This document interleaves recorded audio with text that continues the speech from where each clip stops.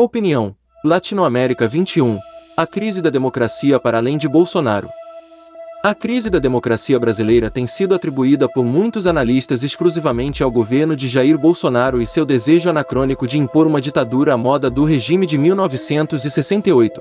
Inteligência Artificial. 5. De fato, Bolsonaro nunca escondeu sua aversão ao regime democrático, não obstante nele tenha feito carreira desde 1988, mas isto, em si, não o coloca em condições de desestabilizar a democracia, mesmo depois de alçado à presidência da República. Goiás News. Notícias. Sem mais delongas, vamos para notícia. Existem outros fatores agindo na mesma direção, o mais significativo deles a própria corrosão da democracia, fazendo com que mesmo um presidente politicamente fraco seja visto como ameaça séria. Entender as causas desta corrosão entre nós, portanto, é fundamental para evitarmos o retrocesso, que não está apenas na cultura autoritária de nossa modernização econômica, mas também e sobretudo na cultura neopatrimonialista que inspirou nossa última redemocratização. Não me refiro aqui apenas ao projeto de abertura lenta, gradual e segura do próprio regime militar, que pressupunha a aniquilação até de seus adversários socialistas desarmados, como o PCB. Tampouco me refiro aos reformistas de variados matizes reunidos no MDB e acolhidos por Ulisses Guimarães conforme avançava a redemocratização. Trato, aqui, da perspectiva liberal clássica entre nós, do Manifesto Democrático de 1977, elaborado nas arcadas do Lago de São Francisco e assinado pelo catedrático jurista Gofredo da Silva Teles Júnior, documento hoje usado como base. Inspiração para uma nova carta em defesa da democracia afrontada por Bolsonaro. A carta de Teles Júnior, na verdade um manifesto, expressava com clareza o ponto de vista que matizou a concepção da nova república e está na raiz de sua crise. Seu grito contra a opressão de todas as ditaduras, embora proferido em ambiente totalmente diverso, ecoou em nome da velha tradição da poderosa família, formada, durante um século e meio nas grandes faculdades de direito do Brasil, de onde saíram 17 presidentes da República, a maioria deles na República Velha. A ordem ilegítima, inaugurada pelos militares, foi condenada na Carta de 1977 pelo uso da força, em desacordo com o poder emanado do povo. A força legítima, dizia Teles Júnior, só pode ser um instrumento subordinado ao poder legítimo, oriundo das leis do poder legislativo outorgado pelo povo, e não baixadas de cima como ocorria no regime militar.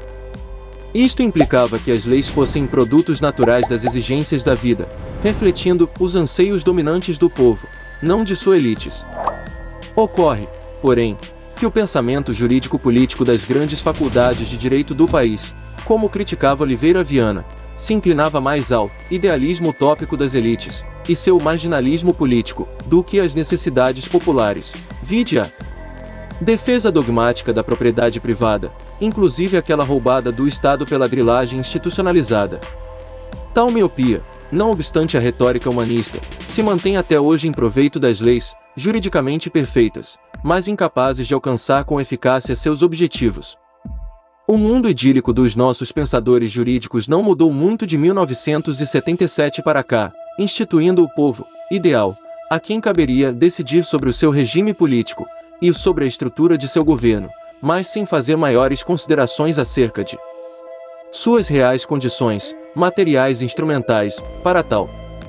Neste ponto, valeria lembrar o ilustre jurista Vitor Nunes Leal, que, 30 anos antes, nos alertara sobre a ineficácia de medidas de moralização da vida pública nacional, sem um efetivo combate à pobreza. Se o critério de que a legitimidade da Constituição se avalia pela sua adequação às realidades socioculturais da comunidade, como propôs a Carta de 1977, então seria forçoso admitir a separação entre nação e Estado ao longo de nossa história, mesmo na vigência de constituições democráticas. Outrora, tal diferenciação se baseava principalmente nas restrições legais à livre organização dos trabalhadores, mas a partir de 1985 passou a se viabilizar por intermédio da corrupção institucionalizada, inclusive compra de votos, progressivamente operada pelos partidos políticos, da direita à esquerda. Surpreendentemente, nenhuma palavra sobre isto é dita na nova Carta de 2022.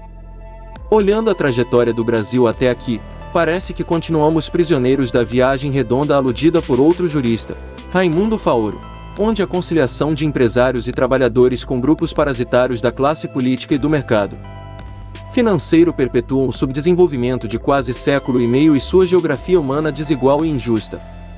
A transição democrática brasileira dos anos 1970, 80, capitaneada pelo MDB e inspirada no abstracionismo político-jurídico, se demonstrou incapaz de mudar esta realidade, nos trazendo de volta a instabilidade política.